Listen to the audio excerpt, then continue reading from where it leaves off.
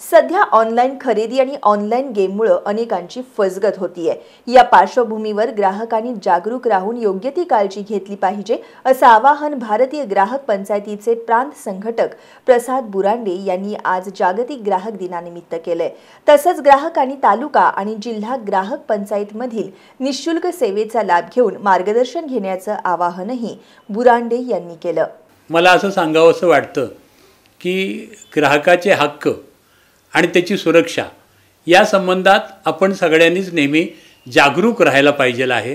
आणि सध्या ऑनलाईनचा जमाना आलेला आहे, त्याच्यानंतर सायबर क्राईम आहेत आणि सायबर सुरक्षा पण आपण घ्यायला पाहिजे। आणखीन आपण हे सगळं कामं करत असताना आपली कुठं फसवणूक होणार नाही याची आपण सगळ्यांनी काळजी घ्यायला पाहिजे। बऱ्याच वेळा काय होतं, छोट्या छोट्या गोष्टी असतात आणि आपण अगदी साधी सोपी गोष्ट आपण पावती घेत नाही, तर पावती घ्यायचे म्हटलं तर कोणतरी सांगते तुम्हाला टॅक्स लागेल। अहो, टॅक्स जर दिला नाही, आपण सामान्य माणसानं जर का टॅक्स दिला नाही तर सरकारकडे पैसे कुठून येणार आहेत? सरकारकडे पैसे येण्यासाठी, आपल्या सगळ्या योजना चालण्यासाठी, या सगळ्यासाठी टॅक्सची आवश्यकता आहे आणि टॅक्स आपल्याला भरला पाहिजे आहे।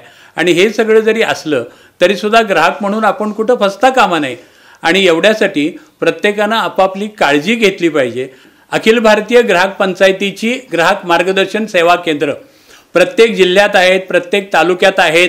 संपूर्ण महाराष्ट्रात अखिल भारतीय ग्राहक पंचायतीची मार्गदर्शन सेवा केंद्र आहेत। तिथं सगळ्या ग्राहकांना फ्रीमध्ये एकही पैसा न घेता मार्गदर्शन मिळतं आणि मार्गदर्शनाच्या मार्फत, आमच्या मार्गदर्शनामुळे, ग्राहक पंचायतीच्या मार्गदर्शनातून तुम्ही तुमचे प्रश्न सोडवू शकता। पण तुम्ही स्वतः उभं राहायला पाहिजे। उठता आपण नमतील विघ्ने, तुम्ही स्वतः उभा राहिला तर प्रश्न खाली बसणार आहेत आणि आम्हाला तुम्हाला उभं करायचं आहे।